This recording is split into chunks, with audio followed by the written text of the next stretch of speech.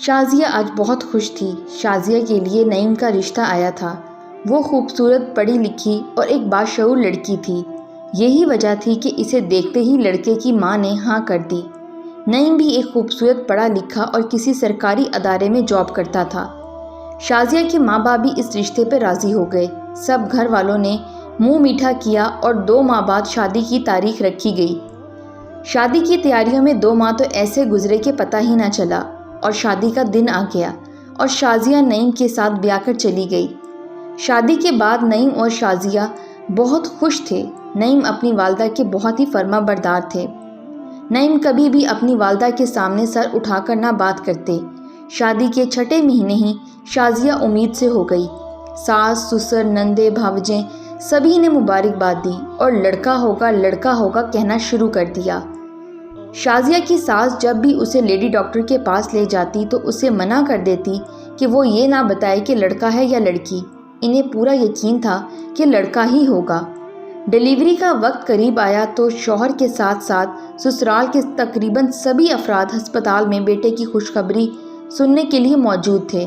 Delivery normal ہوئی اور ڈاکٹروں نے بیٹی کی پیدائش کی خبر سنائی۔ یہ سن کر شازیہ کی ساس کا منہ بن گیا، جبکہ دیگر افراد اپنے جذبات چھپانے میں کامیاب رہے۔ شازیہ 2 دن بعد گھر آئی تو معلوم ہوا کہ گھر کے حالات پہلے جیسے نہیں رہے۔ وہ ساس جو بلائیں لیتی تھی آج بے رخی سے بات کر رہی تھی۔ خیر، نعیم کا رویہ شازیہ کے ساتھ ویسے ہی تھا جیسے پہلے ہوتا تھا۔ نعیم شازیہ اور اپنی بیٹی کا بہت خیال رکھتے۔ اگلے ہی سال شازیہ دوبارہ امید سے ہو گئی۔ اس بار بھی سسرالی رشتہ دار لڑکے کی امید لے کر شازیہ کی خدمت کرتے رہے۔ خدا کا کرنا کہ اس بار بھی لڑکی ہوئی۔ اس بار ساس کے ساتھ ساتھ نندوں نے بھی مایوسی کا اظہار کیا اور شازیہ بے بسی کی تصویر بنی ان کے رویے دیکھتی رہ گئی۔ شازیہ نے شکر کیا کہ ڈیلیوری نارمل ہوئی، ورنہ سسرال والے آپریشن پر اٹھنے والے اخراجات بھی باتیں سنا کر نکلوا لیتے۔ شازیہ کے والدین نے جب شازیہ کی ساس سے بات کی کہ لڑکا ہو یا لڑکی، یہ تو اللہ تعالیٰ کی طرف سے ہے، آپ کو تو اللہ تعالیٰ کا شکر گزار ہونا چاہیے کہ اس نے آپ کے بیٹے کو بے اولاد نہیں رکھا۔ شازیہ کی ساس نے بجائے بات سمجھنے کے انہیں بھی خوب سنائی اور وہ چپ کر کے واپس گھر چلے گئے۔ نعیم نے اس بار بھی شازیہ کا ساتھ دیا۔ 1 سال مزید گزرا تو شازیہ تیسری بار پھر ماں بننے والی تھی، لیکن اس کی حیرت کی انتہا نہ رہی جب سسرال والوں نے شازیہ کو یہ کہتے ہوئے میکے بھیج دیا کہ اگر بیٹیاں ہی پیدا کرنی ہیں تو ڈیلیوری کے اخراجات بھی تمہارے ماں باپ اور بھائی اٹھائیں۔ نعیم نے ماں سے بات کی کہ یہ سب غلط ہے تو ماں نے اسے یہ کہہ کے چپ کروا دیا، تو اب رن مرید ہو گیا، ماں کو چن لے یا بیوی کو۔ نعیم خاموش ہو گیا اور شازیہ کو اس کے گھر بھیج دیا۔ شازیہ کے ماں باپ جو پہلے ہی سب کچھ جانتے تھے، مزید اپنی بیٹی کو دکھی نہ دیکھ سکتے تھے۔ وہ تو اپنی بیٹی کو ہر خوشی دینا چاہتے تھے۔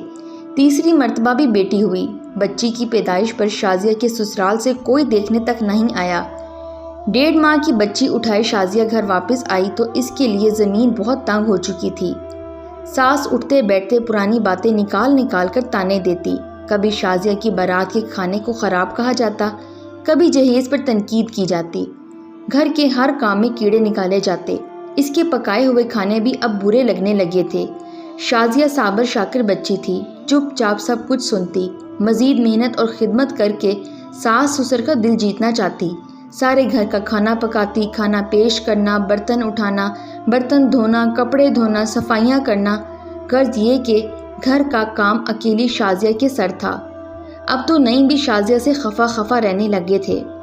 عید آئی تو تمام سامان نکال کر شازیہ نے نیو سیٹنگ کی، سیڑھی پر چڑھ کر پنکھے صاف کیے۔ اپنا گھر ہے، صاف ہوگا، گھر والے بھی خوش ہوں گے، یہی سوچ کر شازیہ دن رات کام میں جتی رہتی۔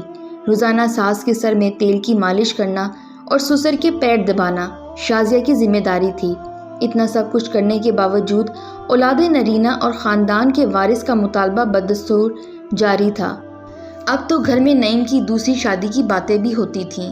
نعیم بھی اب دوسری شادی کے خواب دیکھنے لگا۔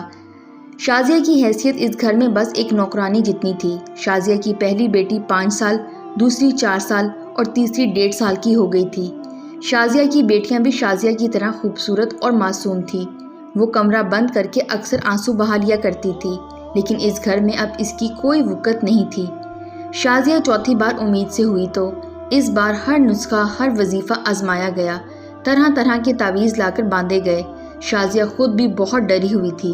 اس بار تو شازیہ کی ساس نے کوئی پیر نہیں چھوڑا، ہر پیر کے پاس شازیہ کو لے گئی۔ ایک پیر صاحب نے کچھ لکھ کر دیا اور کہا کہ اسے اپنی ناف پر باندھ دو، بیٹا ہوگا۔ الغرض ہر ٹونا ٹوٹکا استعمال کیا گیا۔